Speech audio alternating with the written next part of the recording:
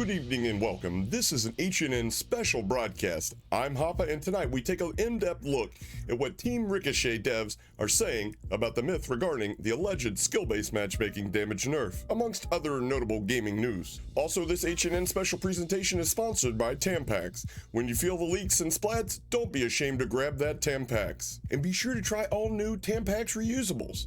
Tampax reusables for the environmentally conservative liberal. Listen guys, if that one rubbed you the wrong way, you might as well click off the video right now. It's not gonna get any better for you. On our top story tonight, skill-based damage nerf a myth, or is Ricochet finally working some of its magic? But more on that later. But now our coverage takes us to St. Peter's Pufferburg, Florida, where former Facebook partner Jerry Banfield resides as he deals with his recent revelation that he believes that he's an African-American male, and the fact that the platform he was recently partnered with revoked his monetization privileges. Do we have Jerry yet? Good God, what happened to you, man? I am playing around with my appearance every day. Have fun with it. Okay, so you know? What was your reaction when you first found out you were a proud member of the African American community? Austin Sanders shared your screen. Thank you. Man, doesn't this... I don't know if this has been enhanced somehow or what, but good God, it looks good. Fair enough. That's probably the first thing I'd check as well, Jerry. Did you have any idea the mob would come for you so hard and so fast? Oh God, almost in my mouth. Yeah, we're running out of time here, Jerry. One last question. Do you have any tips for smaller streamers just now starting out? You know, some days just show up and don't do anything, and other days, let's play around, screw around a little bit. Okay, thanks, Jerry. Good luck. Our next story takes us to Texas as our lead field correspondent and semi-professional DDR2 competitor, Cleetus Jenkins, has more. Cleetus? Thanks, King Dipshit. So I've been on this Twitter thing lately, and you know, I'm gonna tell you what, some of the virtue signaling that I done found on that, it's downright scary, I tell you. Like this thing here I found on A. Dan's page, where he done told his daddy they was gonna play some video games through the interwebs there, then turned around and went off and surprised his daddy in person. I flew here from Texas. We're actually at my dad's trailer right now. He does not know I'm here. We're here to surprise him. Not only am I here to surprise him, we got 2 tickets to the NBA All-Star game. So we're gonna go in there. He's streaming right now. I told him we're about to play COD. He thinks I'm in Texas and we're about to like stream and play. So he's literally right in there. We're gonna go in there and surprise him. Let's go. Boy, how the fuck you make millions of dollars? Your parents still living in a fucking trailer. Boy, I swear to God. How's about you know, buying a home that isn't a trailer? I mean, come on, young man. I'm supposed to be the one living in a trailer, not the father of one of gaming's biggest stars. But then again, you gotta respect the kid for staying true to his trailer park roots. Back to you, Dirk, in the studio. In other news, we have former Call of Duty Warzone hacker extraordinaire ItsHapa with a fresh take on those looking to avoid all the cheating and hacking of Warzone that there's seemingly no end to. Over to you, Hapa, and welcome back to the studio. Hey, thanks for having me, fake news guy.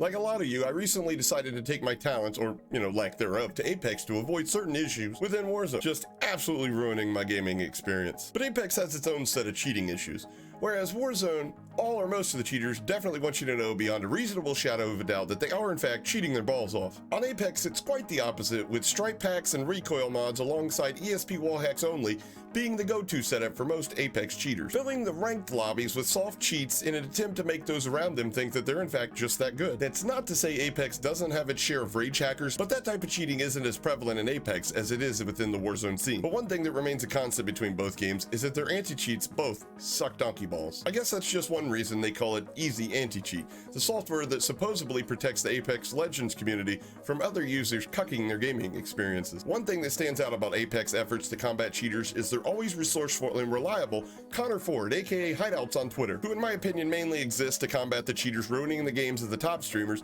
which I'm not one of yet, but they need more resources just like him. And if there is an easy way to confirm someone's cheating by confirming manually, then that means the anti-cheat is flawed. And maybe they should implement whatever mechanism they use to determine whether or not somebody is in fact cheating into Easy Anti-Cheat, so that the entire community does not have to rely on one man to ban all cheaters. Especially as Warzone and plenty of other Battle Royale games continue to die off, they're in a perfect position to capitalize on new players looking for a new Battle Royale game to grind. But I can tell you not only from first-hand experience, but a trend I have observed in Warzone, a trend that a cheating epidemic such as the one that we most definitely see growing within Apex, left unchecked, or even worse, left unchecked with the narrative generated to spin the public's perception on the issue, acting as if everything is fine, just like Raven Software did so many times announcing ban waves of tens of thousands of accounts, only to have you jump on the game the next day and run into twice as many hackers than before the ban wave. Unfortunately, like a scorned lover, once you lose the trust of your community, a gamer will either choose to extenuate the problem by entertaining the idea of doing what's needed to compete amongst the cheaters,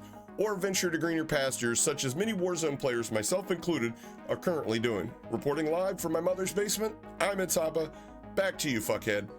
Bullshit. Fake news guy, fake hacker guy. Yeah, never written a damn script in your life. Oh, sorry, folks. Thanks, HNN. Now for tonight's top story. Many of you noticed that your favorite streamers have been losing gunfights, and on Verdansk, more than likely they would have won. While many have chalked this up to the bloom initially, once there was confirmation that bloom was entirely removed from the game, many top-tier streamers and content creators have alleged a skill-based bullet damage nerf was to blame. And this might be what has prompted this response from Activision in Ricochet's latest updates patch notes regarding what they, Activision, are calling a myth. Coverage for tonight's story takes us to Activision headquarters in sunny Santa Monica, California. Once again, lead field correspondent and resident competitive duck herding champion, Cleetus Jenkins. Yes, people, competitive duck herding, real thing, Google it. Over to you, Cleetus. Oh my God, help! I don't want to be here no more. There's liberals everywhere. I just had a Mexican guy ask me if I wanted to buy his horchata. I didn't even know prostitution was legal in California.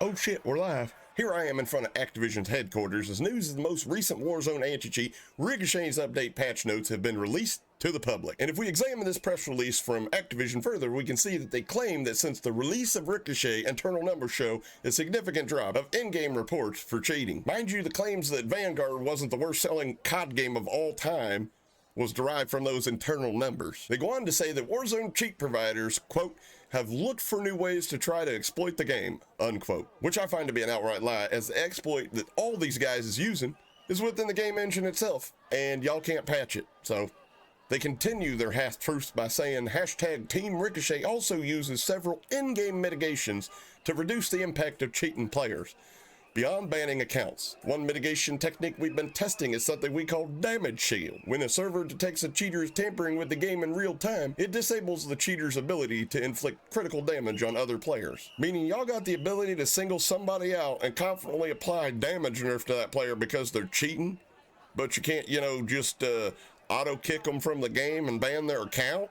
Now, it's in the opinion of many, this is where the skill-based damage nerf came into play, or the skill-based hit detection as some have called it, as Activision felt the need to clarify by saying, and I quote, "To be clear, we will never interfere with gunfights between law-abiding community members." Now, I for one have moved on to greener pastures and left the unslide cancelable Caldera map for those that enjoy pain and angst, but I feel this is something they're implementing instead of auto bans because they don't in fact possess the information required to automatically tell if a player's cheating or not, and don't want to ban someone who might be a real legitimate player and might spend real legitimate money within their game. Y'all let us know down in the comments why you think they don't just outright ban cheaters instead of damage nerfing their bullets.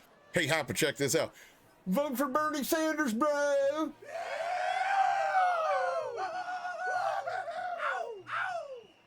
Cleetus Jenkins signing off. Back to you, King Ass Ripper on YouTube. That's also a real thing. You should YouTube that.